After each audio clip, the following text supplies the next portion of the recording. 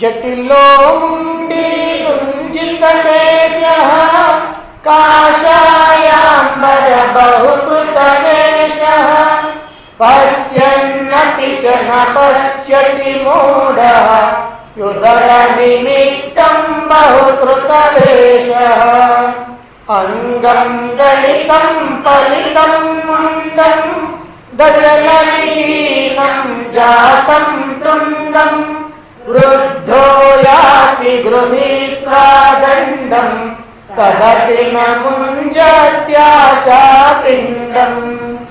అగ్రే వహ్నిః పృష్ఠే భాను రాత్రౌ చుబుక సమర్పిత జాను కరతల భిక్షస్తరుతలవాసః తదపి న ముంజత్యాశాపాశః కురుతే గంగా సాగర గమనం వ్రతపరిపాలనమఘవారాణం జ్ఞాన విహీన సర్వమతేన ముక్తిం న భజతి జన్మశతేన సురమందిరతరుమూల నివాసః శయ్యాభూతలమజినం వాసః సర్వపరిగ్రహ భోగత్యాగః కస్య సుఖం న కరోతి విభాగః యోగరతో వా భోగరతో వా సంగరతో వా సంగవిహీనః యస్య బ్రహ్మణి రమతే చిత్తం నందతి నందతి నందత్యేవ భగవద్గీతా కించిదధీతా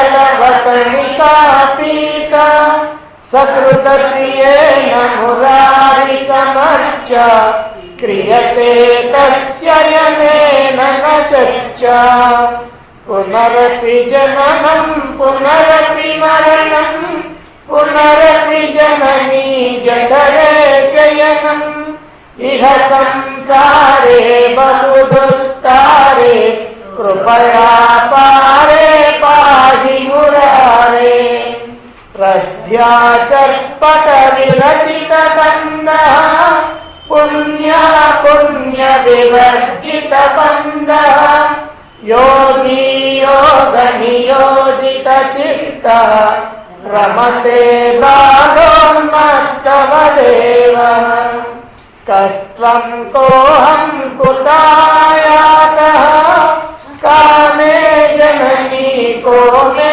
తాతః ఇతి పరిభావయ సర్వమసారం విశ్వం త్యక్త్వా స్వప్నవిచారం త్వయి మయి చాన్యత్రైకో విష్ణుః వ్యర్థం కోప్యసి మయ్య సహిష్ణుః భవసమచిత్తః సర్వత్ర త్వం వాంఛస్య చిరాజ్యది విష్ణుత్వం శత్రౌ మిత్రే పుత్రే బంధౌ మాతుర్యత్రం విగ్రహ సంధౌ సర్వస్మిన్నపి పశ్యాత్మానం సర్వత్రోత్సృజ భేదాజ్ఞానం.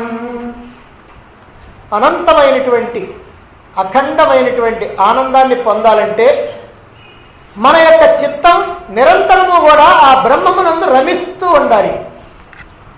అలా బ్రహ్మమునందు కనుక నిరంతరము మన యొక్క చిత్తం రమిస్తూ ఉండాలంటే దానికి గొప్ప సాధన కావాలి. ఏమిటా సాధన అంటే గీతాధ్యయనం, భగవద్గీతని అధ్యయనం చేయటం. భగవద్గీతని అధ్యయనం చేయటం లేదా శ్రవణం చేయటం. ఆ శ్రవణం చేయటం ద్వారా ఈ బ్రహ్మ విద్యని మనం అవగాహన చేసుకోవాలి. అంతేకాకుండా దీన్ని నిరంతరము కూడా మననం చేసుకుంటూ ఆ గీతా జ్ఞానాన్ని మన సొంతం చేసుకోవాలి. ఆ తర్వాత ఆ జ్ఞానాన్ని మన అనుభవానికి తెచ్చుకోవాలంటే మనలో ఉన్నటువంటి అహంకారం అనేటువంటి రాక్షసుణ్ణి సంహరించాలి. అహంకారం ఉన్నంత వరకు జ్ఞానం ఎక్కదు, ఎక్కినట్టే ఉంటుంది. కానీ ఆ ఎక్కినటువంటి జ్ఞానం మనకి ఏ విధంగానూ ఉపయోగపడదు. అంటే మనకి గుర్తురాదు, వచ్చినా సరే దాన్ని ఉపయోగించుకోము. అందుకే అహంకారం అనేటువంటి దాన్ని ముందుగా వదలాలి. ఈ సాధనల ద్వారా బ్రహ్మమునందు మనస్సును నిలిపి ఆత్మానుభూతిని కనుక చెందకపోయినట్లయితే మళ్ళీ మళ్ళీ మళ్ళీ మళ్ళీ ఈ లోకంలో పుడుతూ చస్తూ అనేకమైనటువంటి దుఃఖాలని అనుభవిస్తూ ఉండాలి. అంతేకాకుండా మళ్ళీ మళ్ళీ తల్లి గర్భంలో ప్రవేశిస్తూ అక్కడ 9 మాసాల పాటు ఉండాలి. ఆ ఉంటున్నప్పుడు ఆ దుర్భరమైనటువంటి గర్భ నరకాన్ని కూడా అనుభవించాలి. ఇక ఈ సాధనలో కేవలం మన యొక్క శక్తి సరిపోతుందా? ముక్తిని అందుకోవటానికి, మోక్షాన్ని అందుకోవటానికి మనం చేయవలసినటువంటి ప్రయత్నంలో, సాధనలో మన యొక్క శక్తి చాలదు. అందువల్ల శక్తివంతుడైనటువంటి పరమాత్మ యొక్క అనుగ్రహాన్ని మనం పొందాలి. ఆ అనుగ్రహం మనకి తోడుగా ఉండాలి. ఈ లోకంలో మనం ఏ పని చేస్తున్నప్పటికీ మన ప్రయత్నం ఎప్పుడైనా సరే అది విజయవంతం కావాలంటే భగవంతుడి యొక్క అనుగ్రహం తప్పనిసరిగా ఉండాలి. అందువల్ల భగవంతుడి యొక్క అనుగ్రహం కోసమని మనం తీవ్రమైనటువంటి ప్రయత్నంతో ఆ భగవంతుడిని ప్రార్థించాలి, ఆయన యొక్క అనుగ్రహాన్ని పొందాలి. అలా అనుగ్రహాన్ని పొంది ఈ తీవ్రమైనటువంటి ప్రయత్నం చేసి ఈ సాధన కనుక చేసినట్లయితే అతడు ముక్తుడవుతాడు. మరి ఆ ముక్తుడైనటువంటి యోగి ఈ సమస్తమైనటువంటి కర్మబంధనాల నుంచి వదిలించుకొని ఆ శాశ్వతమైనటువంటి ఆత్మలో, బ్రహ్మములో, ఆత్మానందములో నిరంతరము రమిస్తూ ఉండేటువంటి యోగి ఈ ప్రపంచంలో ఉన్నటువంటి సుఖ దుఃఖాలు ఏవి కూడా అతనికి సంబంధం ఉండదు. ఇక్కడ ఉన్నటువంటి ఆనందంగా ఉండదు, ఇక్కడ ఉన్నటువంటి దుఃఖం అతనికి దుఃఖంగానూ ఉండదు. మరి ఇలా లేకుండా అతడు ఎలా ఉంటాడు? ఈ లోకంలో ఉన్నటువంటి మంచి, చెడు, పాపం, పుణ్యం మొదలైనటువంటి ఏ కర్మలతోటి సంబంధం లేకుండా ఒక పసిబాలుడిలాగా, ఒక పిచ్చివాడులాగా ఈ లోకంలో వ్యవహరిస్తూ ఉంటాడు. ఇదే అవధూత స్థితి. ఇటువంటి స్థితి రావాలి అని అంటే ఇటువంటి ఉన్నతోన్నతమైనటువంటి స్థితి, అత్యున్నతమైనటువంటి స్థితి, ఈ ప్రపంచంతో ఏమాత్రం సంబంధం లేకుండా, ఈ ప్రపంచం అసలు దృష్టి పథంలోనే లేకుండా కేవలం సర్వత్రా ఎక్కడ చూసినా ఆ పరమాత్మయే కనిపిస్తూ, ఆ పరమాత్మ తప్ప అన్యమైనటువంటిది ఏమీ లేనటువంటి ఆ ఉన్నతోన్నతమైనటువంటి స్థితి మనకి కనుక రావాలి అని అంటే ఇక్కడ మనం ఒక గొప్ప విచారణ సాగించాలి. ఎందుకనంటే ఎంత జ్ఞానాన్ని నేర్చుకున్నా విచారణ ద్వారానే ముక్తి అనేటువంటిది సాధ్యమవుతుంది తప్ప విచారణ లేకుండా ముక్తి లేదు. ఆ విచారణ కూడా మనంతట మనంగా చేయాలి. విషయాలను తెలుసుకోవటం కాదు, ఆ తెలిసినటువంటి విషయాలన్నింటినీ కూడా మన అనుభవంలోకి వచ్చేటట్టుగా మనంతట మనంగా స్వయంగా విచారణ సాగించాలి. మరి ఏం విచారణ సాగించాలి? నేనెవరిని, నేను ఎక్కడి నుంచి వచ్చాను, ఎక్కడికి పోవాలి, ఈ ప్రపంచం అంతా ఏమిటి అని ఇలా నిరంతరము కూడా విచారణ సాగిస్తూ ఉండాలి. ఈ జగత్తంతా కూడా ఒక కళ లాంటిది, ఒక స్వప్నం లాంటిది అని గ్రహించాలి. ఎప్పుడైతే మనం ఈ స్వప్నంలాగా ఈ జగత్తుని చూస్తూ ఉంటామో అప్పుడు స్వప్నానికి మనం ఎంత విలువిస్తామో ఈ జగత్తుకు కూడా అంతే విలువిస్తాం. స్వప్నంలో ఏదన్నా వచ్చినా ఏదన్నా పోయినా మనం ఏమి చెలించం మేలుకున్న తర్వాత. అదేవిధంగా ఈ ప్రపంచంలో కూడా ఏం వచ్చినా, ఏమి రాకపోయినా, ఏమి పోయినా అప్పుడు కూడా చెలించకుండా ఉంటాం. ఎప్పుడంటే ఈ ప్రపంచం స్వప్నమయం, ఇది కేవలం ఒక కళ లాంటిది, కళకి దీనికి ఏమీ తేడా లేదు అనేటువంటి విషయాన్ని మనం గట్టిగా రూఢిపరుచుకున్నప్పుడు అన్నమాట. ఎప్పుడైతే అలా మనం గట్టిగా రూఢిపరుచుకొని ఈ ప్రపంచ వ్యామోహాల నుంచి విడుదల పొంది ఈ ప్రపంచంలో ఉండేటువంటి సుఖాల కోసం, భోగాల కోసం ఏమాత్రం కూడా పరుగులు తీయకుండా, ఏమాత్రం కూడా వాటిని గురించినటువంటి ఆలోచన కూడా మనస్సులోకి రాకుండా ఎప్పుడైతే ఉన్నామో అప్పుడు ఈ మనస్సు కాస్త ప్రశాంతమవుతుంది. ఇలా ప్రశాంతమై నిశ్చలమైనటువంటి మనస్సులోనే పరమాత్మ ప్రకాశిస్తాడు. నిజంగా అక్కడ మనస్సు ఉండదు, కేవలం పరమాత్మ మాత్రమే ఉంటాడు. ఇలా ఆత్మస్థితిని కనుక పొందాలి అని అంటే అంతటా అందరినీ అన్ని వేళలా సమదృష్టితో చూడాలి. మన యొక్క మనస్సు ప్రశాంతమైందంటే గుర్తు ఏమిటంటే ఈ సమదృష్టి.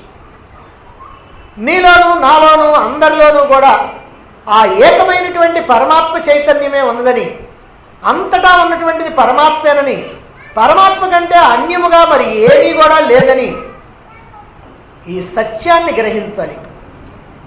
అందరిలోనూ పరమాత్మను దర్శించగలగాలి. ఎప్పుడైతే ఇలా అందరిలో పరమాత్మను దర్శిస్తున్నామో అప్పుడు మనకి సమదృష్టి ఏర్పడుతుంది. ఇప్పుడు మనం బాహ్యంగా ఎప్పుడైతే మన నామరూపాలను చూస్తూ ఉన్నామో అలా చూస్తూ ఉన్నప్పుడు మనలో అంతా భేద దృష్టి. అలా కాకుండా నామరూపాలను విడిచిపెట్టి ఈ నామరూపాలకు ఆధారంగా ఉన్నటువంటి అధిష్టానంగా ఉన్నటువంటి ఆ సత్యమైనటువంటి పరమాత్మతత్వాన్ని, ఆ ఆత్మతత్వాన్ని, దాన్ని కనుక మనం చూసామా ఇప్పుడు నీకు ఏ రకమైనటువంటి భేద దృష్టి ఉండే అవకాశం లేదు. అంత సమదృష్టి మాత్రమే ఉంటుంది. పంచదార పాకంతో చేసినటువంటి బొమ్మలు, ఏ రకమైనటువంటి బొమ్మలైనా, కుక్కలైనా, నక్కలైనా, పిల్లులైనా, బల్లులైనా, అన్నింటినీ కూడా ఒకే రకంగా పెద్దలైనటువంటి వాళ్ళు ఎలా చూస్తారో, అందులో ఉన్నటువంటి పదార్థం అంతా తీపి పదార్థమే అనేటువంటి భావనతో అన్నీ ఒక్కటే అని చూస్తారు. అలాగనే ఈ మహాత్ములైనటువంటి వాళ్ళు కూడా సర్వత్రా ఈ ఏకత్వ భావన, ఈ సమత్వ భావనతో ఉంటారు. ఎందుకంటే అందరినీ కూడా మనుషులుగా, జంతువులుగా, పశుపక్షాదులుగా, మంచివాళ్ళుగా, చెడ్డవాళ్ళుగా, పాపాత్ములుగా, పుణ్యాత్ములుగా ఇలా చూడరు. అందరినీ కూడా పరమాత్మ స్వరూపులుగానే చూస్తారు. అట్లా అన్నింటినీ ఒక్కటిగా ఎప్పుడైతే చూడగలుగుతామో అప్పుడే మనకి పరమాత్మ దర్శనం అవుతుంది. పరమాత్మ దర్శనానికి మనం కొన్ని నియమాలు కూడా పాటించాలి. మనలో ఉన్నటువంటి కొన్ని దోషాలను కూడా తీసేసుకోవాలి. మరి మనలో ఉన్నటువంటి ఆ దోషాలను, ఏ దోషాలను తీసేసుకోవాలనో, మరి ఏ నియమాలను మనం పాటించాలనో ఆ విషయాన్ని తర్వాత శ్లోకంలో చెప్తున్నారు. 26 కామం క్రోధం లోభం మోహం త్యక్త్వాత్మానం పశ్యతి సోహం ఆత్మజ్ఞాన విహీనః మూఢాః తే పచ్యంతే నరక నిగూఢాః కామం క్రోధం లోభం మోహం త్యక్త్వాత్మానం పశ్యతి సోహం ఆత్మజ్ఞాన విహీనః మూఢః తే పచ్యంతే నరక నిగూఢాః. కామం, క్రోధం, లోభం, మోహం. కామం అంటే కోరిక, క్రోధం అంటే కోపం, లోభం అంటే పిసినార్తనం, మోహం అంటే ఉన్నదాన్ని లేనట్టుగా, లేనిదాన్ని ఉన్నట్టుగా చూడటం. ఈ 4 కూడా మనం వదిలించుకోవాల్సినవి. త్యక్త్వా, దీన్ని విడిచిపెట్టు. నిజంగా చెప్పాలంటే ఇంకో 2 కూడా ఉన్నాయి. కామ, క్రోధ, లోభ, మోహ, మద, మాత్సర్యాలు. వీటినే అరిషడ్ వర్గాలు అన్నారు. షట్ వర్గాలు అంటే 6 వర్గాలు ఉన్నాయి. 6 శత్రువులు ఉన్నారు. హరి అన్నారు. హరి అంటే శత్రువు అని అర్థం. హరి అంటే శ్రీ మహావిష్ణువు, హరి అంటే శత్రువు. ఈ 6 కూడా శత్రువులు. నిజంగా ఆధ్యాత్మిక రంగంలో అడుగు ముందుకు వేయాలంటే ఈ 6 శత్రువుల్ని జయించాల్సిందే. ఈ 6 శత్రువుల్ని జయించకుండా మనం అడుగు ముందుకు వేయలేము. ఆధ్యాత్మిక రంగంలో ఎంత జ్ఞానాన్ని పొందినప్పటికీ అడుగు ముందుకు వేయలేకపోవడానికి కారణం ఏమిటి అని అంటే ఇలాంటి ప్రాథమిక సూత్రాలు కొన్ని ఉన్నాయి. ఈ అరిషడ్ వర్గాలు ఏవైతే ఉన్నాయో అదిగో వాటిని వదిలించుకోకపోవటం. అలాగనే అహంకారం అనేది ఒకటి మనలో ఉండటం. ఇట్లా కొన్ని ప్రాథమిక సూత్రాలు ఉన్నాయి. ఇక్కడ 4 చెప్తున్నారు.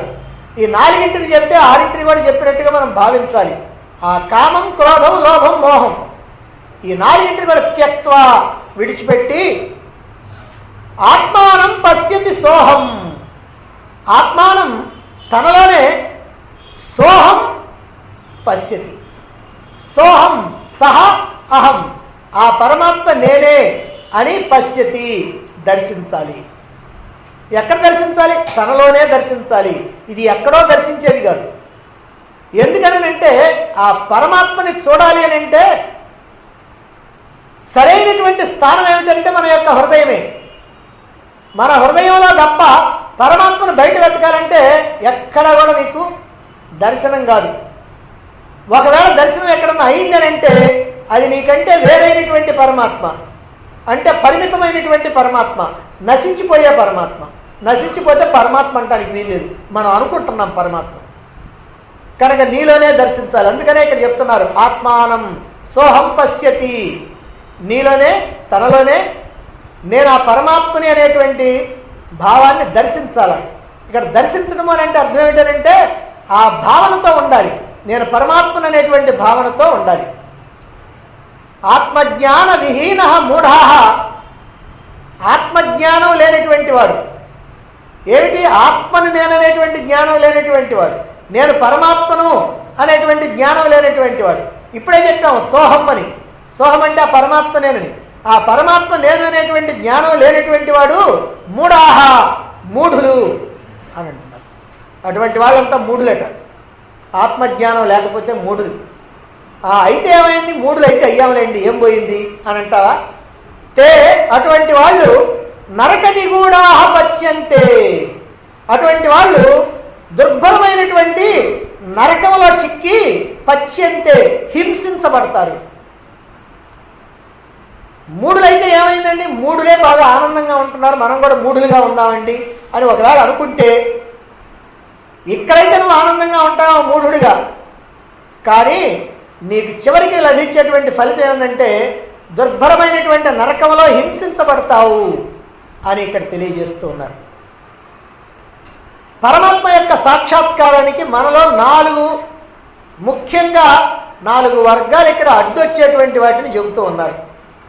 ఈ 4 ఆటంకాలు ఏమిటి అని అంటే కామం, క్రోధం, లోభం, మోహం.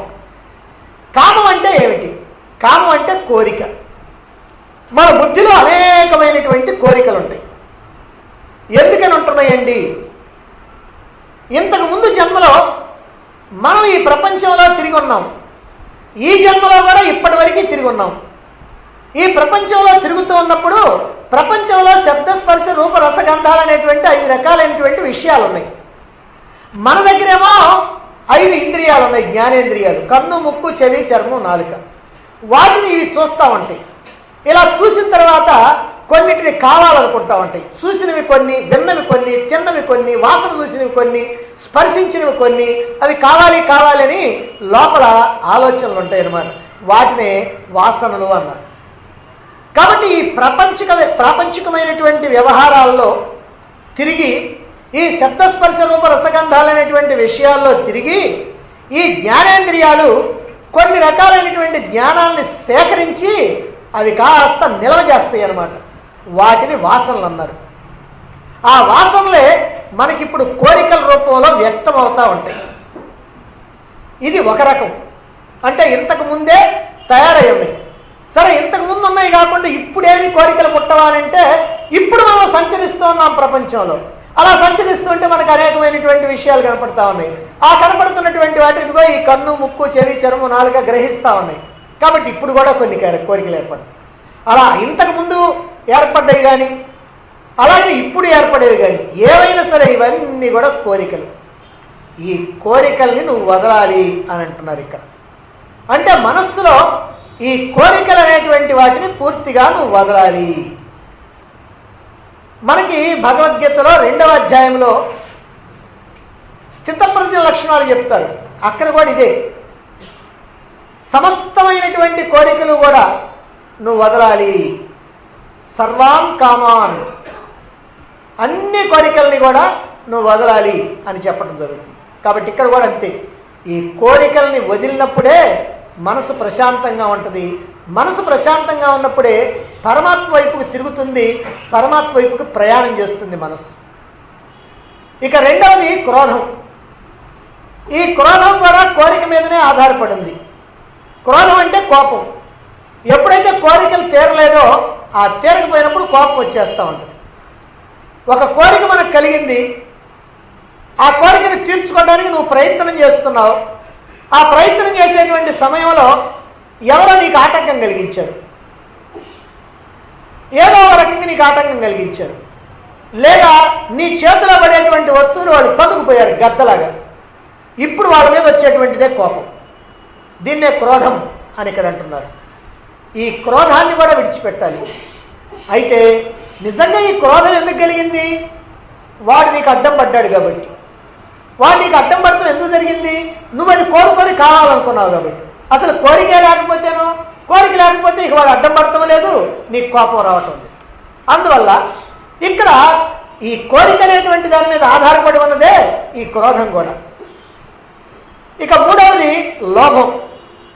లోభం అంటే ఇది కోరిక మీదనే ఆధారపడింది. ఎందుకంటే నువ్వు కోరినటువంటివన్నీ తెచ్చుకున్నావు, అనేకమైన వస్తువులు తెచ్చుకున్నావు, అనేకమైనటువంటి భోగాల్ని నువ్వు సంపాదించుకున్నావు, అనేకమైనటువంటి కోరికల్ని తీర్చుకుంటూ ధనాన్ని సంపాదించుకున్నావు, ఇల్లు వాటిని సంపాదించుకున్నావు, వస్తువులు సంపాదించుకున్నావు. ఇవన్నీ సంపాదించుకున్న తర్వాత వాటి మీద నీకు బాగా వ్యామోహం ఉంది. ఈ వ్యామోహంతో ఏమిటంటే ఇవన్నీ మనం అనుభవిస్తే ఖర్చు అయిపోతాయని, వాడుకుంటే అరిగిపోతాయని, ఖర్చు పెడితే మనకి డబ్బు తగ్గిపోద్దని, ఈ ప్రకారమైనటువంటి లోభబుద్ధితోటి వాటిని నువ్వు తినవు, ఖర్చు పెట్టవు, అనుభవించవు, ఎవరిని తిన్నయవు, ఖర్చు పెట్టవు, అనుభవించనియవు. ఇదిగో ఈ బుద్ధి ఏదైతే ఉందో దీన్ని లోభబుద్ధి అని అన్నారు. ఇదే లోభం. ఈ లోభబుద్ధి కూడా ఆధ్యాత్మిక రంగంలో పనికిరాదు. నాలుగవది మోహం. మోహం అంటే తాను ఏ వస్తువులైతే సంపాదించుకున్నాడు, ఏ డబ్బు అయితే సంపాదించుకున్నాడు, ఏ ఇళ్ళు వాటిళ్ళైతే సంపాదించుకున్నాడు, వీటన్నిటి వల్ల నాకు సుఖం వస్తుంది, సంతోషం వస్తుంది, వీటి వల్ల నేను ఆనందించగలుగుతాను, అసలు ఈ ప్రపంచం ఉందే నా ఆనందం కోసం, అందువల్ల ఈ వస్తువులన్నింటినీ కూడా నేను సంపాదించుకుంటున్నాను అనేటువంటి భావన ఏదైతే ఉందో, అది ధనం కావచ్చు, వస్తువులు కావచ్చు, భోగాలు కావచ్చు, ఏవైనా సరే, వాటి వల్ల నేను సుఖపడతాను, సంతోషపడతాను అనేటువంటి భావం ఏదైతే ఉందో అదే ఇక్కడ మోహం అన్నారు. ఎందుకనంటే ఈ లోకంలో ఏ వస్తువు నుంచి నువ్వు శాశ్వతమైనటువంటి సుఖాన్ని పొందలేవు. అదే వస్తువు నీకు సుఖాన్ని ఇస్తుంది, అదే వస్తువు నీకు దుఃఖాన్ని ఇస్తుంది. ఎప్పుడు ఆ వస్తువు చెడిపోయినా, ఆ వస్తువు నీ చేతుల నుంచి జారిపోయినా. లేదండి వస్తువు చెడిపోలేదు, వస్తువు నీ చేతుల నుంచి జారిపోలేదు, నీ దగ్గరే ఉంది, కానీ నువ్వు అనుభవించడానికి నువ్వు లేవు, ప్రాణం పోయింది. మరి ఇప్పుడు అంటే మొత్తం మీద ఏమిటనంటే అది శాశ్వతంగా ఏ వస్తువు ద్వారా నువ్వు సుఖాన్ని, ఆనందాన్ని పొందలేవు. కానీ నేను ఇలా పొందగలను అనేటువంటి ఆశతో, భ్రమతో ఉంటాడు మానవుడు. దీన్నే మోహం అన్నారు. దీన్నే భ్రమ, భ్రాంతి అనేటువంటి పేర్లతో పిలుస్తూ ఉంటారు. ఈ నాలుగు కూడా ఎలాంటివి అయ్యారంటే ఇనుముకు పట్టినటువంటి తుప్పు లాంటివి అంట.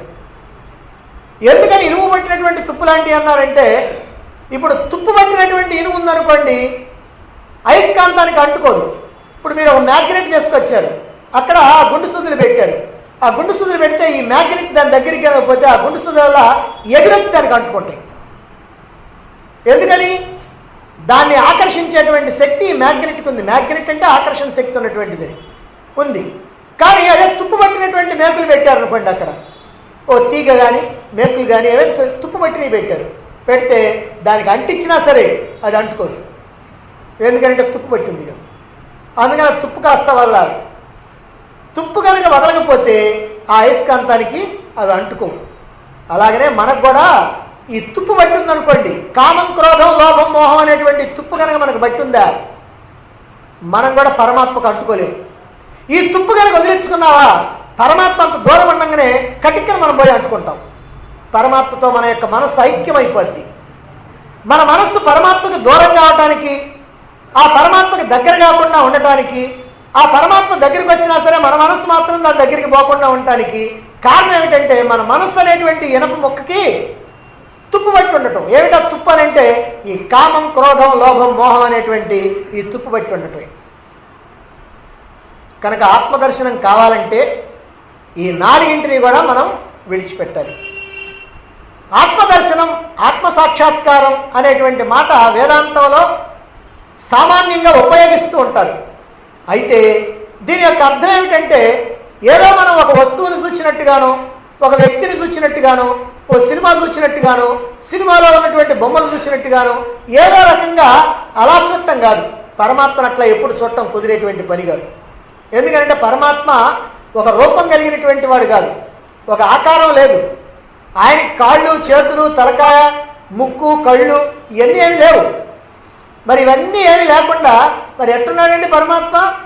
ఎట్లా ఉన్నాడంటే సూక్ష్మాతి సూక్ష్మంగా ఉన్నాడు. ఎలా? ఇప్పుడు గాలి ఉందనుకోండి, గాలి ఎలా ఉంది? మనకేమైనా కనపడుతుందా? కనపడుతుందా? మరి ఆ గాలి ఎట్లా ఉంది? ఏ రూపంలో ఉంది? దానికి ఏ రూపం లేదు. ఇంకా గాలి అన్నైతే కాస్త తెలియదని తెలుస్తుంది. ఆకాశం ఉందనుకోండి, అసలు అది ఎట్లాగూ తెలియదు. అదిగో ఆ ప్రకారంగా ఉంది పరమాత్మ. ఆకాశం కన్నా కూడా సూక్ష్మాతి సూక్ష్మై ఉంది. మరైతే అటువంటి పరమాత్మని ఎట్లా చూస్తాం మనం? ఇక్కడ వాయువునే మనం చూడలేకపోతే, ఆకాశాన్నే మనం చూడలేకపోతే, ఈ వాయువు కన్నా ఆకాశం కన్నా సూక్ష్మాతి సూక్ష్మమైనటువంటి పరమాత్మని మనం ఎట్లా చూస్తాం?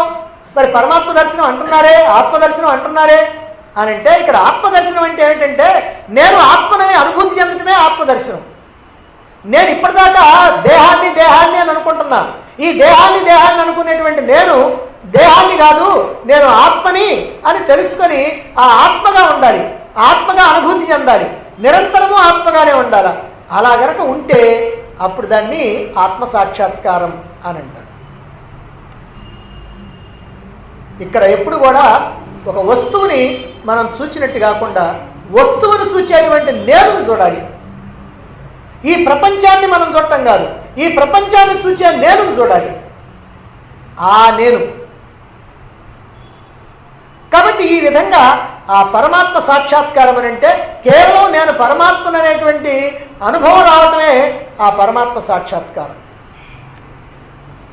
ఈ దేహాన్ని, ఈ మనోబుద్ధుల్ని, ఈ ప్రాణాలని, ఈ లోపల వచ్చేటువంటి స్పందనల్ని, ఈ మనసు యొక్క ఆలోచనల్ని, బుద్ధిలో ఉన్నటువంటి విషయాల్ని, వీటన్నింటినీ కూడా కేవల సాక్షిగా తాను చెక్కు చెదరకుండా, తాను ఏ మార్పులు లేకుండా ఈ జరిగే మార్పులన్నింటినీ కూడా కేవలంగా చూసేటువంటి సాక్షి ఏదైతే ఉందో అది నేను, అది పరమాత్మ.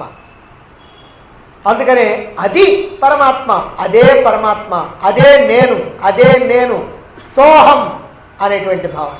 కాబట్టి ఈ విధంగా మనకు ఉన్నటువంటి ఈ 4 కామం, క్రోధం, లోభం, మోహం అనేటువంటి 4 ఆటంకాలని వదిలించుకొని మనలోనే నేను ఆత్మను అనేటువంటి భావాన్ని దర్శించాలి, నేను ఆత్మను అనేటువంటి భావాన్ని కలిగి ఉండాలి. ఆత్మ సాక్షాత్కారం తనలోనే చూడాలి. మరి సర్వత్రా వ్యాపించి ఉన్నటువంటి సూక్ష్మాతి సూక్ష్మమైనటువంటి ఆ పరమాత్మనైనటువంటి నేను మరి ఎందుకని ఇలా అయ్యాను? నేను పరమాత్మని కదా, సూక్ష్మాతి సూక్ష్మం కదా, సర్వవ్యాపకం కదా, స్వయం ప్రకాశం కదా. మరి అటువంటి పరమాత్మనైనటువంటి నేను ఈ పరిమితమైనటువంటి దేహంగా, ఈ పరిమితమైనటువంటి మనోబుద్ధులుగా ఎందుకుంటున్నానంటే అజ్ఞానం వల్ల. అజ్ఞానం అంటే ఏమిటి? అజ్ఞానం అంటే తెలియకపోవటం. ఏమిటి తెలియకపోవటం? నేను ఆత్మని తెలియకపోవటం. నేను ఆత్మని తెలియకపోవటం వల్ల నేను జీవుణ్ణి అనేటువంటి భావన మనకుంది. ఎప్పుడైతే ఈ అజ్ఞానం జరిగిపోద్దో, అజ్ఞానం ఏమిటి?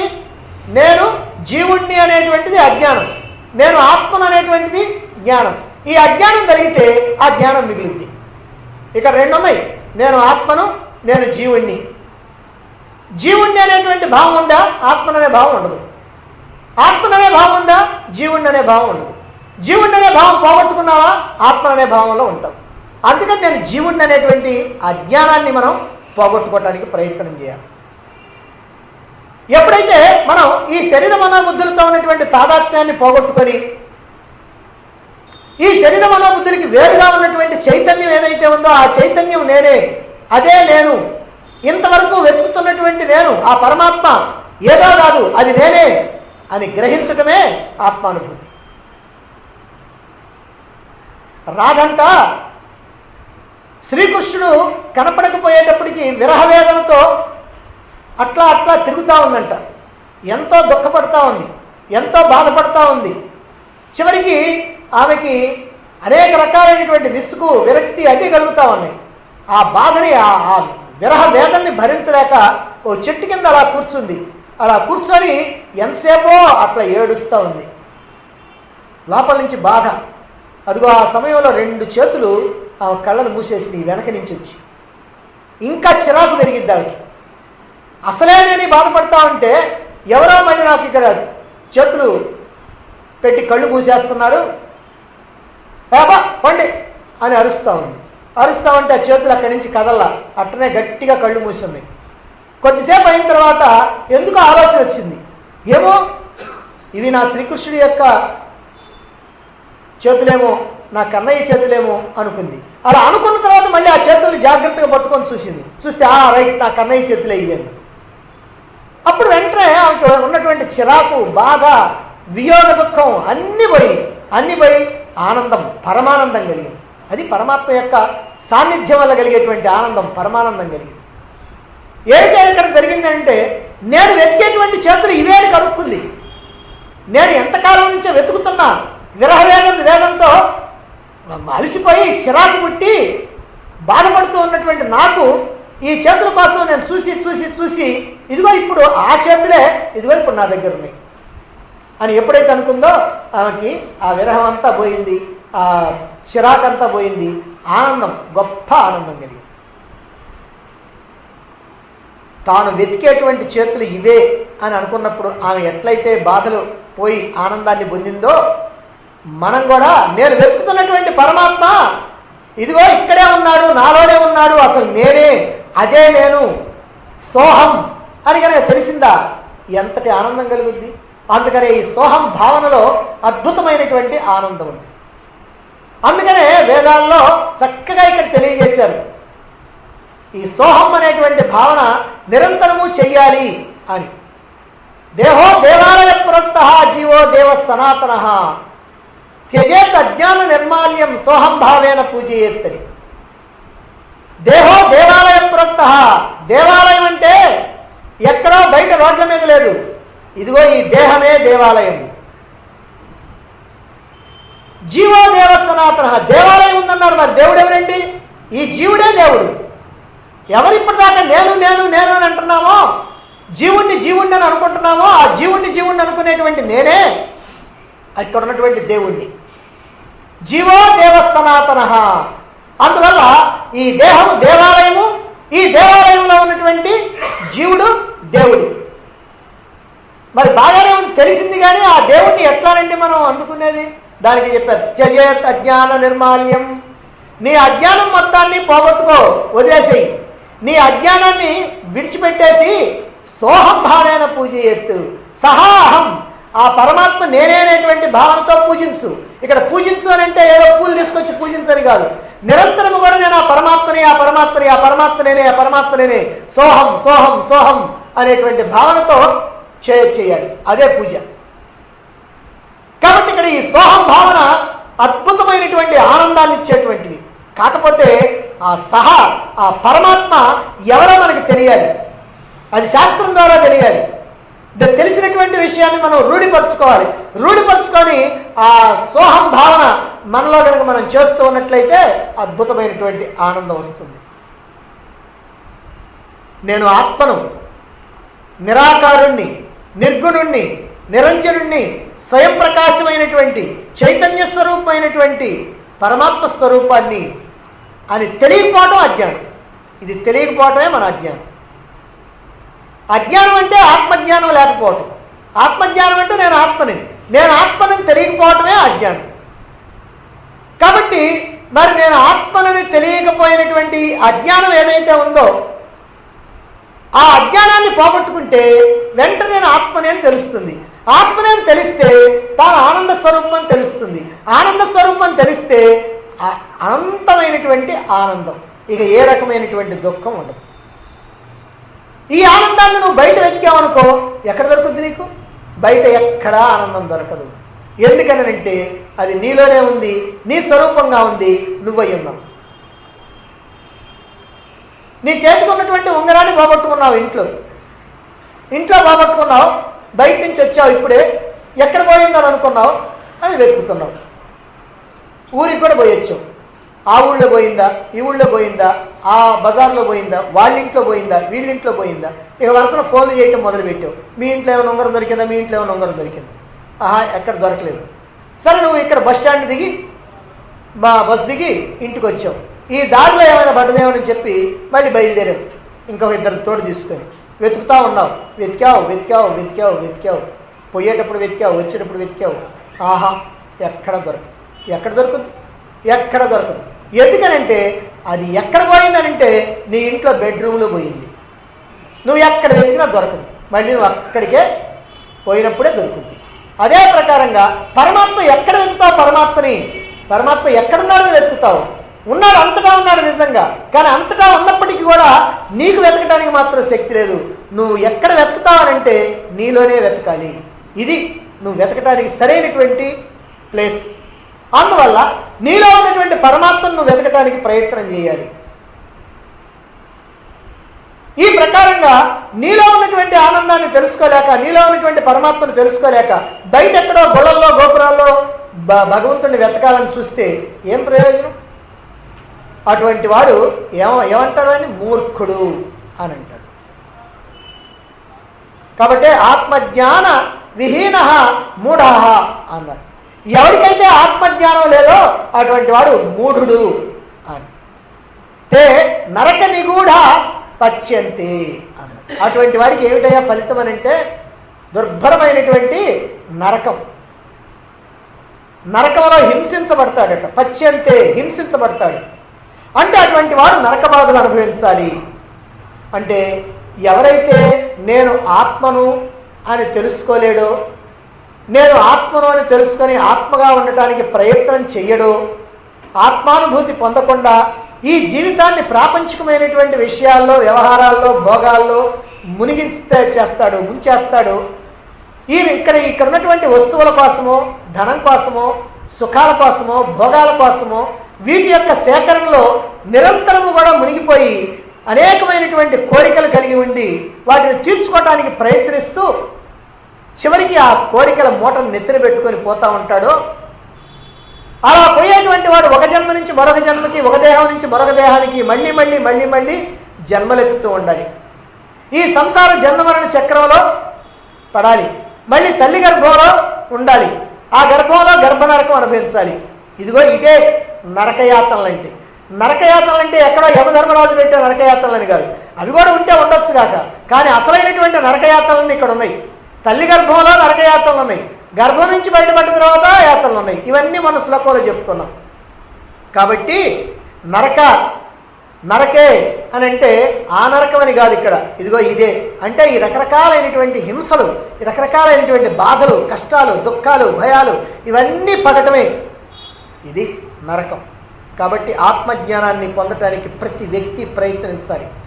మానవ జీవితం వచ్చింది అందుకోసమే. ఈ విషయాన్ని కనుక తెలుసుకోకపోతే, ఈ మానవ జీవితం వచ్చింది ఆత్మజ్ఞానాన్ని పొందటానికి, ముక్తిని పొందటానికి, మోక్షాన్ని పొందటానికి అనేటువంటి విషయం కనుక తెలుసుకోకపోయినట్లయితే ఈ విషయం తెలుసుకోవడానికి నువ్వు కోటాను కోట్ల జన్మలు ఎత్తాల్సి ఉంటుంది. ఇక విషయం తెలిసిన తర్వాత దానికోసం నువ్వు ప్రయత్నం చేయాలి. దాని ప్రయత్నం చేయాలి అని అంటే నీకున్నటువంటి కోరికల్ని విడిచిపెట్టాలి. ఈ కామ, క్రోధ, లోభ, మోహ, మద, మాత్సర్య అనేటువంటి అరిషడ్వర్గాలు, శత్రువర్గాలు ఏవైతే ఉన్నాయో వీటన్నింటిని కూడా విడిచిపెట్టాలి. నిజంగా చెప్పాలంటే ఎవరి శత్రువులంటే నీలో జ్ఞానం అనేటువంటి రత్నం ఉందే, ఆ రత్నాన్ని అపహరించడానికి, దొంగతనం చేయడానికి వచ్చినటువంటి దొంగలు వీళ్ళు. ఈ 6 దొంగలు కూడా నీలో ఉన్నటువంటి జ్ఞానం అనేటువంటి రత్నాన్ని దొంగిలించడం కోసం ప్రయత్నం చేస్తున్నారు అనేటువంటి విషయం నువ్వు ఎల్లప్పుడూ కూడా గుర్తుపెట్టుకున్నట్టయితే మరి వాళ్ళ పట్ల నువ్వు జాగ్రత్తగా ఉంటావు కదా. ఆ దొంగల పట్ల జాగ్రత్తగా ఉండవు.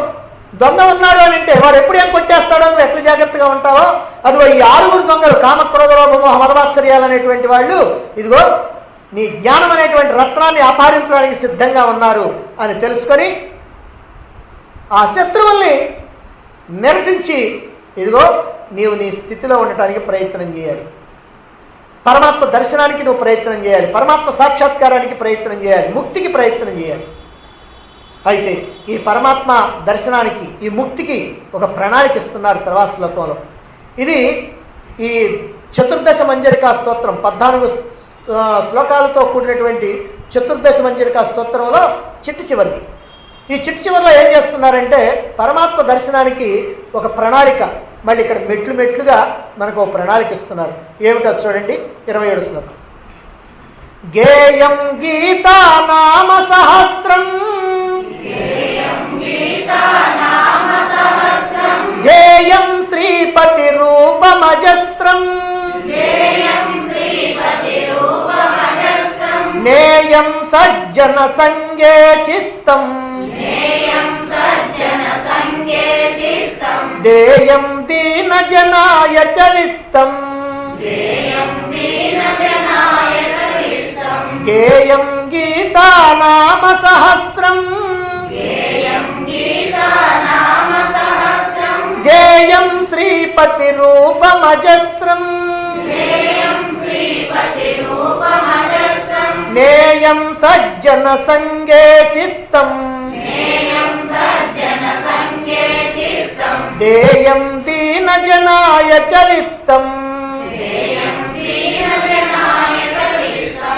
గీత నామ సహస్రం అంటే భగవద్గీత, గీత అంటే భగవద్గీత, నామ సహస్రం అంటే విష్ణు సహస్రనామాలు. ఈ భగవద్గీతని విష్ణు సహస్రనామాల్ని గేయం గానం చేయి, శ్రీపతి రూపం అజస్రం ధ్యేయం. శ్రీపతి రూపం, స్త్రీ అంటే సంపద, సంపద అంటే లక్ష్మీదేవి, లక్ష్మీదేవి యొక్క పతి భర్త ఎవరు? శ్రీ మహావిష్ణువు. ఆ శ్రీ మహావిష్ణువు యొక్క రూపాన్ని అజస్రం ఎల్లప్పుడూ కూడా ధ్యేయం ధ్యానిస్తూ ఉండు. భగవద్గీత విష్ణు సహస్రనామాలు వాటినేమో గానం చేస్తూ ఉండు, శ్రీ మహావిష్ణువునేమో ఎల్లప్పుడూ ధ్యానిస్తూ ఉండు. ఇక సజ్జన సంగే, సజ్జన సాంగత్యములో చిత్తం నేయం, నీ చిత్తాన్ని నిలబెట్టు. సజ్జన సాంగత్యంలో, సత్పురుషుల యొక్క సాంగత్యంలో నీ చిత్తాన్ని నిలబెట్టు.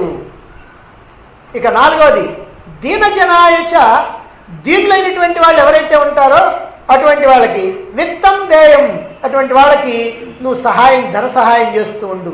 విత్తం అంటే కేవలం ధనం మాత్రమే కాదు, ఏ రూపంలోనైనా సరే వాళ్ళకి కష్టంలో ఉన్నటువంటి వాళ్ళకి ఏదో ఒక రూపంలో సహాయం చేస్తూ ఉండు. నీకు చేతనైనటువంటిది, నీ దగ్గర ఉన్నటువంటిది, నీకు వీలైనటువంటిది దాన్ని సహాయం చేస్తూ ఉండు అని ఈ ప్రకారంగా 4 సాధనల్ని ఇక్కడ మనకి మెట్లు మెట్లుగా చెప్పడం జరిగింది.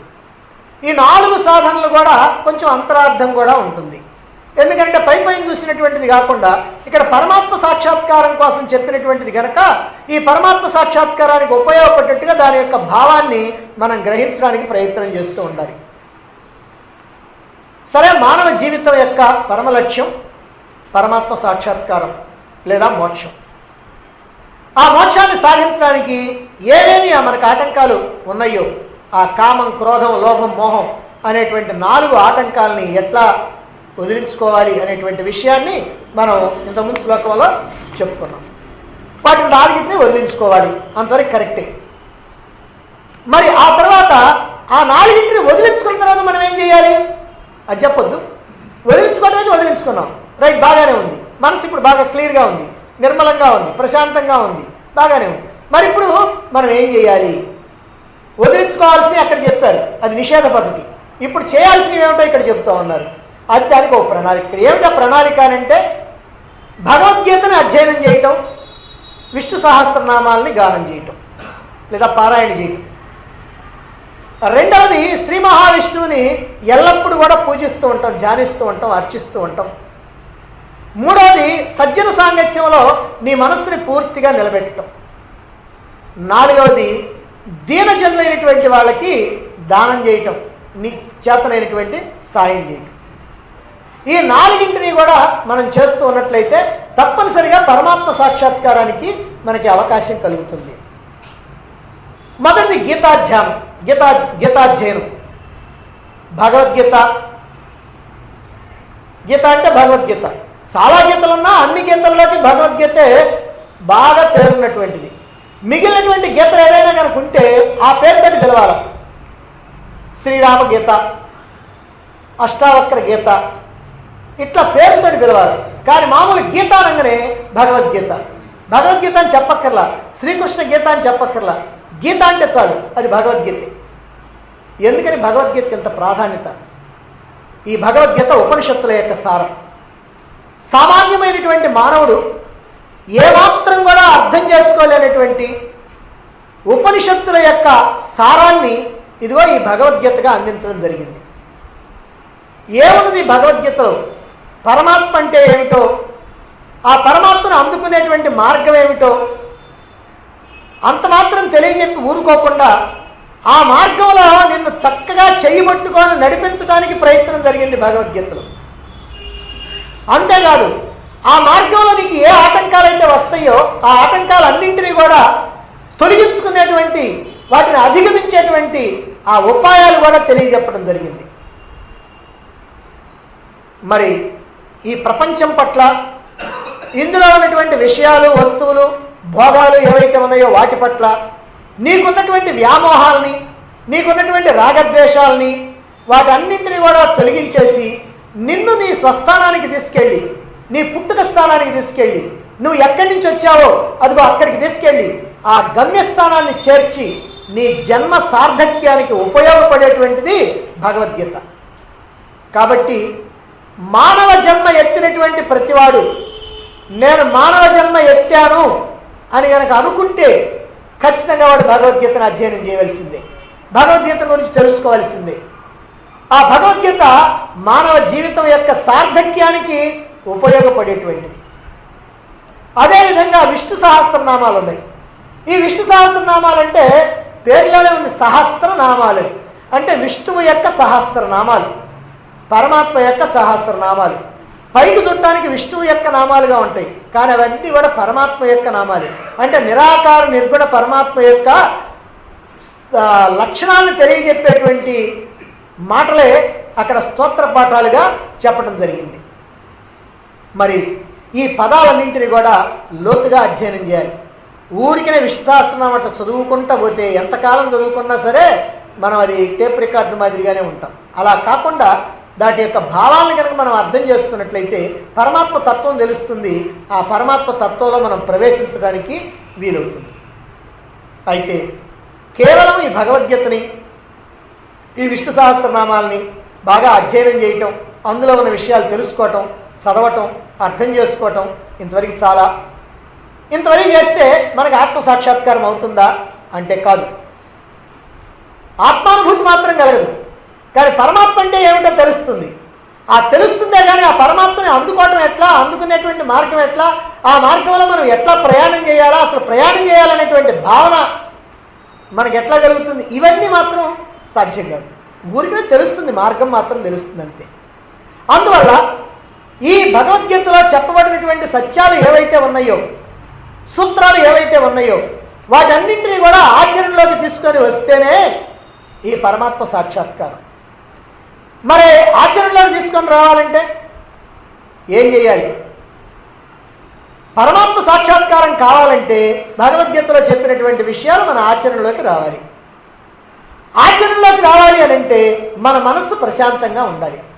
మనసు ప్రశాంతంగా ఉండాలంటే ఆందోళనలు, అశాంతి, అలజడులు, ఉద్రేకాలు ఇవన్నీ కూడా దూరం కావాలి. మరైతే ఇవన్నీ ఎందుకున్నాయి అసలు మన మనసులో? ఎందుకున్నాయనంటే ఈ ప్రపంచాన్ని చూస్తున్నాం, ఈ ప్రపంచాన్ని మనం సత్యం అనుకుంటున్నాం, ఈ ప్రపంచంలో కొన్ని మనకు కావాలనుకుంటున్నాం, కొన్ని అక్కర్లేదనుకుంటున్నాం. కావాలనుకున్నటువంటి వాటి కోసం ప్రయత్నం చేస్తున్నాం, దొరక్కపోతే ఆందోళన చెందుతూ ఉన్నాం, అలజడి చెందుతూ ఉన్నాం.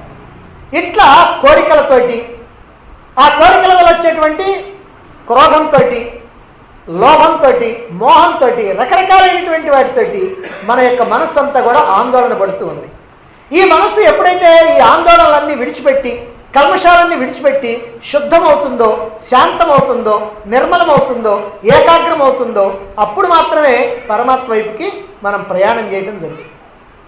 మరి అట్లా కనుక చేయాలంటే, ఈ మనస్సును శుద్ధం చేయాలంటే, శాంతం చేయాలంటే, ప్రశాంతం చేయాలంటే భగవంతుడి యొక్క ప్రతీకగా మనం ఒక రూపాన్ని, మన ఇష్ట దైవాన్ని, ఇష్ట రూపాన్ని మనం ప్రతిష్ఠించుకొని దాన్ని అర్చిస్తూ ఉండాలి, పూజిస్తూ ఉండాలి, దాని యొక్క భావనలో ఉండాలి. అయితే మామూలు అర్చన అయితే చేస్తాం, మామూలు పూజ అయితే చేస్తాం, నమస్కారం అయితే చేస్తాం, ప్రార్థన అయితే చేస్తాం, ఇవన్నీ చేస్తాం. కానీ ఆ పరమాత్మను గురించి కనుక మనకి ఏదైనా ఆలోచన చేయాలంటే ఆ పరమాత్మను గురించినటువంటి జ్ఞానం కావాలి. అదిగో ఆ జ్ఞానాన్నే, ఆ పరమాత్మ జ్ఞానాన్నే, ఆ నిజమైనటువంటి నిరాకార నిర్గుణ పరమాత్మ యొక్క జ్ఞానాన్నే ఈ భగవద్గీతలో మనకు అందించడం జరుగుతుంది. అంటే నిజంగా ఈ పరమాత్మ తత్వాన్ని ఉపనిషత్తుల్లో చెప్తే ఆ ఉపనిషత్తుల్లో చెప్పినటువంటి విషయాన్ని మనకి భగవద్గీత ద్వారా అందించడం జరిగింది. కాబట్టి అలా మన యొక్క మనస్సుని ప్రశాంతం చేసుకొని ఏకాగ్రం చేసుకోవాలి. అలా ఏకాగ్రం చేసుకున్న తర్వాత ఇప్పుడు ఈ విష్ణు సహస్రనామాలు వాటినైనా విచారించండి, లేదా భగవద్గీతలో ఉన్నటువంటి శ్లోకాలనైనా విచారణ చేయండి. ఈ ప్రకారంగా మనం అర్చన చేస్తూ మన బుద్ధితోటి, అంటే మనసుతోటేమో భావన చేస్తుంటాం, బుద్ధితో ఏం చేస్తుంటాం అంటే ఆ భగవత్ తత్వానికి వెనక ఉన్నటువంటి ఆ భావాలన్నింటినీ కూడా మనం బుద్ధితో విచారణ చేస్తూ ఉంటాం అన్నమాట. అట్లా విచారణ చేసి మనం అవగాహన చేసుకోవాలి. అలా అవగాహన మనకు అవుతున్న కొద్దీ మన యొక్క మనస్సు ఉన్నతమైనటువంటి లక్ష్యం మీద నిలబడుతుంది. దానితో పరమాత్మ తత్వాన్ని ధ్యానిస్తాం. ఆ పరమాత్మ తత్వాన్ని ధ్యానిస్తూ ఉంటే మనకి ఆ ఏకవస్తు చింతనం అలవాటైపోతుంది. ఇక్కడ శ్రీపతి అన్నారు. శ్రీపతి అని అంటే శ్రీ అంటే లక్ష్మీదేవి, పతి అంటే భర్త, లక్ష్మీదేవి యొక్క భర్త అంటే విష్ణు. అంటే విష్ణు అనేటువంటి మాట, విష్ణుమూర్తికి విష్ణు అనేటువంటిది ఒక ఆకారం ఉంది మనకి, కానీ అది కాదు. విష్ణు అంటే సర్వవ్యాపకం అని అర్థం. అందువల్ల సర్వవ్యాపక పరమాత్మ మీద చింతన చేయటమే శ్రేష్టమైనటువంటి పద్ధతి. ఆత్మానుభూతి పొందాలనుకున్నటువంటి వాడు విష్ణు అంటే విష్ణుమూర్తి మీద కాకుండా సర్వవ్యాపక పరమాత్మ మీదనే నీ దృష్టిని మళ్లించాలి. నువ్వు ధ్యానం చేయాల్సింది ఆ సర్వవ్యాపక పరమాత్మను గురించి. ఇక మూడవది సజ్జన సాంగత్యం అన్నారు. అసలు ఇవన్నీ కూడా జరగాలంటే సజ్జన సాంగత్యం చక్కగా ఉపయోగపడుతుంది. అంతేకాదు, ఇవన్నీ లేక ఈ భగవద్గీతని తెలుసుకున్నావు, భగవద్గీతని అధ్యయనం చేస్తున్నావు, లేదా ఎక్కడో వింటున్నావు, లేదా చదువుతున్నావు, ఎట్లానో నీకు తెలుస్తూ ఉంది, రైట్, బాగానే ఉంది. పరమాత్మను కూడా ధ్యానం చేస్తూ ఉన్నావు, విష్ణుమూర్తిని ధ్యానిస్తూ ఉన్నావు. అయితే ఈ పూజా పురస్కారాలు చేస్తున్నా, లేదా ఈ భగవద్గీత లేదా ఈ జ్ఞానం ఏదైతే ఉందో దాన్ని గ్రహిస్తూ ఉన్నా, అప్పుడప్పుడు జీవితంలో నీకు కొన్ని ఆటంకాలు వస్తూ ఉంటాయి. ఏదో ఒక సంఘటన జరుగుద్ది, ఎవరో ఒక వ్యక్తి కారణంగా లేదా కొంతమంది వ్యక్తుల కారణంగా అనేకమైనటువంటి ఆటంకాలు నీకు వస్తూ ఉంటాయి అన్నమాట. దానివల్ల ఏమవుద్దంటే మనసు వికలం చెందుతుంది. భగవంతుడిని ఎంత పూజిస్తున్నా, ఎంత ఆరాధిస్తున్నా, ఎంత ప్రార్థిస్తున్నా, ఎన్ని గ్రంథాలు చదువుతున్నా ఏమిటండి మాకు అసలు ఏం కలిసి రావటం లేదు అని అనుకోవచ్చు. ఏమండి ఇంత కష్టపడతామంటే మాకు కోరికలు తీరట్లేదండి, మేము భగవంతుని గురించి ఇంత ఆలోచిస్తున్నాం, రోజల్లా భగవంతుని గురించే మాట్లాడుతూ ఉన్నాం, భగవంతుని గురించి ఆలోచిస్తున్నాం, భగవంతుని గురించి వింటా ఉన్నాం, భగవంతుని గురించి చెబుతా ఉన్నాం, ఇన్ని చేస్తా ఉంటే ఏమండి మా కోరికలు 4 కోరుకుంటే 2 తీరొద్దు, అసలు ఏమి తీరట్లేదు. కానీ కోరికలు తిరగపోయానండి, కొత్తగా కష్టాలు వచ్చి పడుతున్నాయండి. మొన్ననండి మా ఇంట్లో బరి చచ్చిపోయింది, ఎన్నో కష్టాలు వచ్చేస్తున్నాయి అని ఈ రకమైనటువంటి ఆలోచనలతోటి, ఈ సామాన్యమైనటువంటి భావాలతోటి నిజమైనటువంటి కారణం తెలుసుకోక అజ్ఞానం కారణంగా అయ్యో నేను ఇంత చేస్తున్నా ఏం ప్రయోజనం కలగలేదని అటువంటి వాళ్ళు వెనక్కి పోవచ్చు. ఇక కొంతమంది ఉంటారు వ్యర్థ జీవులు. లోకంలో కొంతమంది కేవలం పాపాన్ని మూటగట్టుకోవడం కోసమే గుడ్డపరుచుకొని కూర్చుంటారు.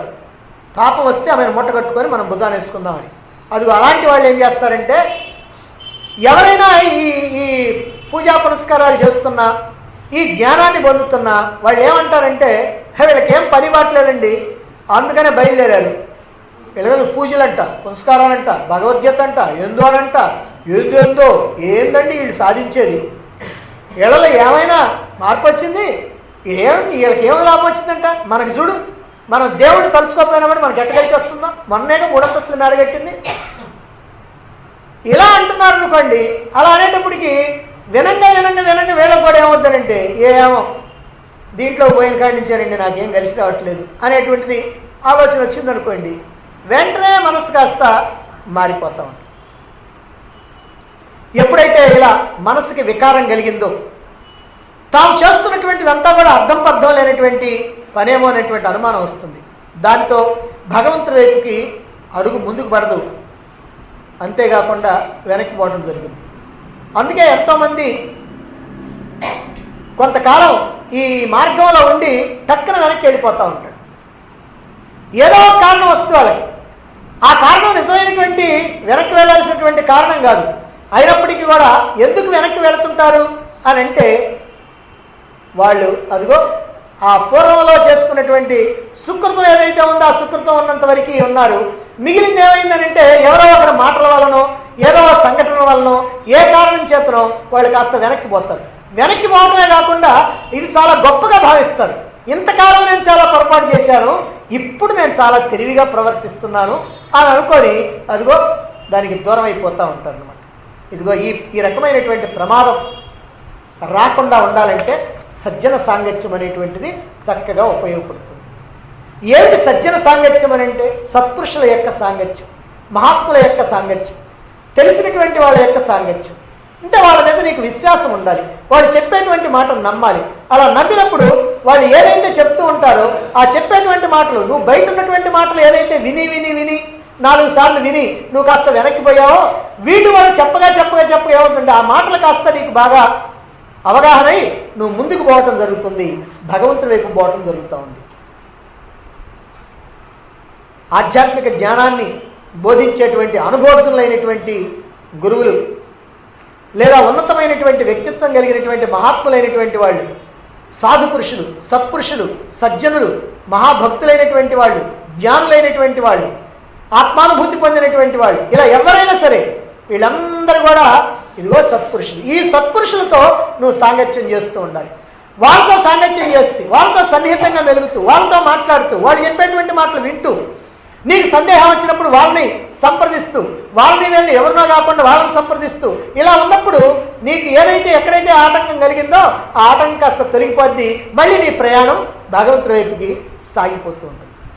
అందుకని ఎప్పుడు కూడా ఏంటంటే, ఆ ఏడుపు ఎవరి దగ్గర ఆడవాలో వాళ్ళ దగ్గర ఆడవాలి. అదే అర్జునుడికి మనకి ఉన్నటువంటి తేడా. మనకు కనుక ఏదైనా కష్టం వస్తే పక్కింటి వాళ్ళ దగ్గరికి పోయి ఏడ్చామనుకో, పక్కింటి వాళ్ళ దగ్గరికి పోయి ఏడిస్తే ఏమంటారంటే, అవునమ్మా పాపం చాలా నీకు భలే బాధ వచ్చింది అంటే వాళ్ళు వెనక్కి తిరగటం వాళ్ళు ఇంతే, ఇక్కడ కర్మ ఇంతే కావాలి, లేకపోతే మొన్న నన్ను తింటుందా అని అంటాడు. వాళ్ళ దగ్గరికి పోతే అది వచ్చింది. అందుకని అర్జునుడు ఏం చేశాడంటే వాళ్ళ దగ్గరికి వీళ్ళ దగ్గరికి పోకుండా తన ఎదురుగా భగవంతుంటే ఆయనకి చెప్పుకున్నాడు. ఆయన దగ్గర ఏడ్చాడు, వలవలా ఏడ్చాడు, ఎట్ట ఏడవాలన్నట్టు ఏడ్చాడు. అందుకని ఆయన ఏడుపు కాస్త విషాద యోగం అయింది. ఆయన విషాదం యోగం అయింది, మన విషాదం రోగం అవుతుంది. కాబట్టి ఇది ఈ ప్రకారమైనటువంటి పద్ధతిలో ఆ సజ్జన సాంగత్యం ఏదైతే ఉందో ఆ సజ్జన సాంగత్యం వల్ల మనకి చెప్పుకోవడానికి వీలైనంత గొప్ప ప్రయోజనం ఉందన్నమాట. అటువంటి వాళ్ళు నిజంగా ఈ మోక్ష మార్గంలో ప్రయాణం చేస్తూ ఉంటారు. ఈ సాధన సక్రమంగా సాగాలంటే, ఏ రకమైనటువంటి ఆటంకం లేకుండా ముందుకు పోవాలంటే, వాళ్ళలో ఏ దోషాలు ఉన్నాయో తెలియాలంటే, ఆ దోషాలను ఎట్లా వదిలించుకోవాలో తెలియాలంటే సజ్జన సాంగత్యం అనేటువంటిది చక్కగా ఉపయోగపడుతుంది. ఈ సజ్జన సాంగత్యం వల్ల ఏమిటి ప్రయోజనాలు? మనలో ఉన్నటువంటి సంశయాలన్నీ తొలగిపోతాయి, మనలో ఉన్నటువంటి భయం పోతుంది, మన మీద మనకి ఆత్మవిశ్వాసం కలుగుతుంది. రైట్, నేను అందుకోగలను, నేను ఆ పరమాత్మను అందుకోగలను, నేను ఆ మార్గంలో ముందుకు పోగలను అనేటువంటి ఒక ధైర్యం కలుగుతూ ఉంది. అంతేకాకుండా మనలో ఏ నిరాశ నిస్పృహలు ప్రవేశిస్తుంటాయో ఇతరుల యొక్క మాటల వల్ల మనలో ప్రవేశించేటువంటి నిరాశ నిస్పృహలు ఏవైతే ఉన్నాయో అవి కాస్త తొలగిపోతాయి. ఇక మన యొక్క ప్రవర్తన మారిపోద్ది, మన యొక్క నడవడి మారిపోద్ది, మన యొక్క ఆచరణ ఉన్నతమైనటువంటిది అవుతుంది. ఇక పెద్దల పట్ల గౌరవం విశ్వాసం కలుగుతుంది. ఎవరిని మనం గౌరవించాలనో మనకు అర్థమవుతుంది. ఎందుకంటే సామాన్యంగా లోకంలో ఎలా ఉంటుందంటే, ఎవరికి బాగా డబ్బు ఎక్కువగా కనుకుంటే వాళ్ళని గౌరవిస్తూ ఉంటారు, ఇది సహజం. కానీ ఎవరి దగ్గర జ్ఞానం ఉంటుందో వాళ్ళని గౌరవించాలనేటువంటి విషయం అర్థమవుద్ది వాళ్ళకి. ఎందుకంటే డబ్బు అనేటువంటిది ఉండొచ్చు, ఉండకపోవచ్చు. ఈ రోజున ఉంది కాబట్టి గౌరవించాం, రేపు పోతే మళ్ళీ వాడిని అగౌరవపరుస్తాం. కానీ జ్ఞానం ఎప్పటికీ పోయేది కాదు, ఎప్పటికైనా సరే ఆ జ్ఞానం శాశ్వతంగా ఉండేది. అందువల్ల జ్ఞానులైనటువంటి వాళ్ళని గౌరవించాలి. ఇక్కడ కోటీశ్వరుడైనటువంటి వాడు ఒకవేళ చేతిలో ఏమి డబ్బు లేకుండా ఎక్కడో తెలియనటువంటి ప్రదేశంలో మిగిలిపోయాడు అనుకోండి, జబ్బు కొట్టేశారు, ఏదో జరిగింది, ఒట్టి మనిషి మిగిలాడు. ఏముంది అక్కడ? వాడు ఏం చేస్తాడు? ఏదైనా మాట్లాడాలంటే, ఎవరితో మాట్లాడాలంటే మాట్లాడటం చేత కాదు, భాష రాదు, కనీసం టెలిఫోను చేయాలంటే చేత కాదు, వీడు ఏం చేస్తాడు, వాడి దగ్గర డబ్బు ఉంది అందుకని అన్ని పనులు చేయించుకుంటా ఉన్నాడు, ఇవాళ ఎవరు లేరు ఒక్కడే మిగిలావు, ఏం చేస్తాం? అదే ఒక జ్ఞాని కనుకైతే ఏమి లేకపోయినా హాయిగా బ్రతికేస్తాడు. ఎందుకంటే తన లోపల ఉన్నటువంటి ఆనందాన్ని తాను పొందేటువంటి వాడు ఇక ఏం అక్కర్లా. కానీ తన లోపల ఆనందాన్ని పొందకుండా ఉండేటువంటి జ్ఞాని కూడా తన యొక్క జ్ఞానం ద్వారా తాను హాయిగా బ్రతకగలుగుతాడు. అందువల్ల జ్ఞానిని గౌరవించాలి. జ్ఞానే అందరికంటే పెద్ద, కాబట్టి పెద్దల పట్ల విశ్వాసం, గౌరవం ఇవన్నీ కూడా కలుగుతాయి. ఇవన్నీ కాకుండా సజ్జన సాంగత్యం వల్ల అద్భుతమైనటువంటి విషయం ఏమిటంటే శాస్త్రాల యొక్క విలువ ఏమిటో తెలుస్తుంది. అసలు శాస్త్రాలు ఏమిటో తెలుస్తాయి. శాస్త్రాలు ఏమిటో తెలియకపోతే వాటి విలువ ఏమిటో తెలుస్తుంది. శాస్త్రాలు తెలుస్తాయి, వాటి యొక్క విలువ ఏమిటో తెలుస్తుంది. ఈ శాస్త్రాలు ఎందుకు ఉన్నాయో వాటిని మనం ఎందుకు తెలుసుకోవాలనో ఒక అవగాహన మనకు వస్తుందన్నమాట. ఈ విధంగా సజ్జన సాంగత్యం అనేటువంటిది అన్నిటికంటే ప్రధానమైనటువంటిది. ఈ భజగోవిందంలో చెప్పినటువంటి ముఖ్యమైనటువంటి వాటి మూల సూత్రాల్లో ఈ సజ్జన సాంగత్యం ఒకటి. ఇక 4వది దీనులకి ధన సహాయం చేయటం. ఇప్పుడు పైన 3 రకాలైనటువంటివి చెప్పాం. ఇవన్నీ చేస్తూ ఉన్నప్పటికి కూడా మనం సమాజంలో బ్రతుకుతున్నాం. మనం మనుషులకి సంబంధం లేకుండా ఎక్కడో ఏకాంతంగా బ్రతకటలా ఈ సమాజంలో బ్రతుకుతున్నాం. కాబట్టి సమాజంలో బ్రతుకుతున్నాం కాబట్టి, వ్యక్తులందరితో కలిసిమెలిసి తిరుగుతున్నాం కాబట్టి, అందరితో సంబంధ బాంధవ్యాలు మనకు ఉంటున్నాయి కాబట్టి, మరి తోటి వారితో మనం ఎట్లా ప్రవర్తించాలా, ఏ రకంగా ఉండాలా? నువ్వు ఒక్కడే హాయిగా ఆనందంగా ఉండటమా, నీతో పాటు అందరూ కూడా హాయిగా ఆనందంగా ఉండాలని కోరిక. కనుక ఎవరైనా సరే దీనులైనటువంటి వాళ్ళు, దుఃఖంలో ఉన్నటువంటి వాళ్ళు, బాధల్లో ఉన్నటువంటి వాళ్ళు, ఇలాంటి వాళ్ళు కనుక ఎవరైనా ఉన్నట్లయితే అటువంటి వాళ్ళ బాధల్ని పోగొట్టడం కోసం, అటువంటి వాళ్ళ దుఃఖాన్ని పోగొట్టడం కోసం నీకు చేతనైనంత వరకు నువ్వు మాట సహాయం చేస్తావో, ధన సహాయం చేస్తావో, వస్త్ర సహాయం చేస్తావో, భోజనం పెడతావో, నువ్వేం చేస్తావో నీ ఇష్టం. కానీ ఏదో రకంగా అదిగో ఆ రకమైనటువంటి సమాజంలో ఉన్నటువంటి ఆ ఇంబ్యాలెన్స్ని, ఈ అసమానతల్ని తొలగించడం కోసం, కాస్తో కూస్తో తొలగించడం కోసం, పూర్తిగా తొలగించడం ఎవరి వల్ల కాదు, దానికోసం నువ్వు ప్రయత్నం చేయాలి. అందుకనే దీనజనాయచ విత్తం దేయం అని అన్నాడు. కాబట్టి దీనులైనటువంటి వాళ్ళకి నీవు చేతనైనటువంటి సాయం చెయ్యాలి అని. ఆ దీనులు ఎవరు అసలు నిజంగా? అందుకనే దరిద్ర నారాయణుడు అని అంటారు. దరిద్రులందరినీ కూడా దరిద్ర నారాయణుడు అంటే వాళ్ళలో కూడా నారాయణుడే ఉన్నాడు. మరి పందిలో, కుక్కలో, నక్కలో కూడా నా భగవంతుడు ఉంటే మనుషుల్లో భగవంతుడు లేరా? వాడు దుర్మార్గుడు కానీ, మంచివాడు కానీ, పేదవాడు కానీ, భాగ్యవంతుడు కానీ, పిల్లవాడు కానీ, ముసలివాడు కానీ, ఎవరైనా సరే కాక అందరిలో కూడా భగవంతుడే ఉన్నాడు. ఎందుకని? భగవంతుడు సర్వవ్యాపి. సర్వవ్యాపి కనుక ఆయన ఇక్కడ లేడు, అక్కడ ఉన్నాడంటానికి వీల్లేదు. కనుక అందరిలో ఉంటాడు, అన్నింటిలో ఉంటాడు. కాబట్టి అన్నింటిలో ఉంటాడు కాబట్టి మరి వాళ్ళలో ఉంటాడు కాబట్టి కదా. మరి వాళ్ళలో ఉన్నప్పుడు మరి వాళ్ళని ఎట్లా చూడాలి? అందుకని వాళ్ళ మీద మనకి సాక్షాత్తు భగవంతుడికే నేను మేలు చేస్తున్నాను, లేదా నాకు చేతనైనటువంటి సేవ చేస్తున్నాను అనేటువంటి భావంతో, ఆ భావం అంటే భగవంతుడు నాకు ఇచ్చినటువంటి దాన్ని భగవత్ స్వరూపులకి ఇస్తున్నాను అనేటువంటి భావంతో. ఈ దానం విషయంలో కూడా మనకి పాశ్చాత్య దేశాలకి మన దేశానికి ఒక తేడా ఉంది. అక్కడ ఏంటంటే పుచ్చుకున్నటువంటి వాడు థ్యాంక్స్ చెప్తాడు, ఇక్కడ ఇచ్చినటువంటి వాడు నమస్కారం పెడతాడు. ఎవరికైనా ఏదైనా ఇవ్వదలుచుకుంటే ఇచ్చి వారికి ఇచ్చినటువంటి వాడు నమస్కారం పెడతాడు. ఇదేం కర్మండి మాకు? పుచ్చుకున్నాడు కదా నమస్కారం పెట్ట, పుచ్చుకున్నాడు పెడితే పెట్టే, పెట్టకపోతే పెట్టకపోయి, నువ్వు మాత్రం పెట్టదు. ఎందుకని అంటే అయ్యా నువ్వు ఉండబట్టి కదా నేను మళ్ళీ ఇట్లా ఇచ్చుకోవడానికి నాకు అవకాశం వచ్చింది అనేటువంటి భావనతో. అంటే భగవంతుడికి సేవ చేయాలంటే ఒక అవకాశం కావాలి మనకి. భగవంతుడు అనేవాడు ఎక్కడ వచ్చి నేను భగవంతుడినయ్యా నాకు ఏంటి అని అంటాడా? అనడు. కాబట్టి ఈ రూపంలో, ఈ దరిద్రుల రూపంలో, ఈ దిక్కులైనటువంటి వాళ్ళ రూపంలో, ఈ బాధలు పడేటువంటి వాళ్ళ రూపంలో, ఈ దీనులైనటువంటి వాళ్ళ రూపంలో భగవంతుడే వస్తున్నాడు కనుక ఆ భగవంతుడికి మనం సహాయం చేసేటువంటి అవకాశం మనకు భగవంతుడు ఇస్తున్నాడు. కాబట్టి అందుకని నమస్కారం. ఈ ప్రకారంగా ఈ దీనులకి చేతనైనంత సేవ చేయాలి. వాళ్ళందరూ కూడా పరమాత్మ స్వరూపులు అనేటువంటి భావనతో సేవ చేస్తూ ఉండాలి. ఈ దానం వల్ల ఏమవుతుందంటే నీలో ఉన్నటువంటి లోహబుద్ధి కాస్త పోతుంది. కాబట్టి భగవంతుడిని పూలతో పూజించడమో, ప్రసాదాలతో పూజించడమో ఇవి కాకుండా అదిగో ఎవరైతే దుఃఖంలో ఉన్నారో, కష్టంలో ఉన్నారో, బాధలో ఉన్నారో అటువంటి వాళ్ళకి చేతనైనంత ఎంత ఏ కొద్ది సాయమైనా సరే నువ్వేనా చేసినట్లయితే, అది కూడా అహంకారం లేకుండా చేసినట్లయితే అది నీకు చాలా ప్రయోజనకరంగా ఉంటుంది. ఈ విధమైనటువంటి సాధనలతో అంటే సమాజం పట్ల నీ కర్తవ్యాన్ని నిర్వర్తించుకుంటూ, ఈ సజ్జన సాంగత్యం చేస్తూ, ఈ పరమాత్మ భావన, పరమాత్మ ధ్యానం చేస్తూ ఈ పరమాత్మ సంబంధమైనటువంటి జ్ఞానాన్ని నేర్చుకుంటూ గీత ద్వారా, భగవద్గీత ద్వారా నేర్చుకుంటూ ఇలా నువ్వు గనక ఈ సాధనలో ముందుకు గనక పోతూ ఉన్నట్లయితే సోహం, ఆ పరమాత్మ నేనే అనేటువంటి అనుభూతికి నువ్వు దగ్గర అవుతావు. అలా పరమాత్మ, ఆ పరమాత్మను నేను అనేటువంటి సోహం అనేటువంటి భావనతో ఈ చతుర్దశ మంజరికా స్తోత్రం సమాప్తం కావటం ఉండే ఇది ఎంతో సమంజసంగా ఉంది. ఎందుకంటే చిట్ట చివరికి మనం అందుకోవాల్సినటువంటి స్థానం ఏమిటో దాని గురించి ఇక్కడ చెప్తున్నారు. ఆ విధంగా ఈ చతుర్దశ మంజరికా స్తోత్రాన్ని మనం ఇప్పుడు పూర్తి చేసేసాం. ఇప్పుడు మొత్తం 27 శ్లోకాలు అయిపోయింది. ద్వాదశ మంజరికా స్తోత్రం, చతుర్దశ మంజరికా స్తోత్రం 14, 12, 26, ఒకటి పల్లవి శ్లోకం 27. ఇప్పుడు శంకరాచార్యుల వారు తన శిష్యులందరూ కూడా తలా ఓ శ్లోకం చెప్పిన తర్వాత ముగింపుగా ఆయన 4 శ్లోకాలు చెప్తున్నారు. అరే ముగింపుగా చెప్తున్నాడంటే ఎంత ప్రధానమైనటువంటివో మనకు తెలుస్తుంది. ఎందుకంటే మనం గంట సేపు ఏదో ఒకటి మాట్లాడుకొని చిట్టి చివరిలో 2 ముక్కల్లో చెబుతున్నాను నీకని చెబుతాడు. అంటే దీని సారం మొత్తాన్ని అబ్బా ఇది గుర్తుంచుకో 2 ముక్కల్లో చెబుతున్నాను అంటాడు.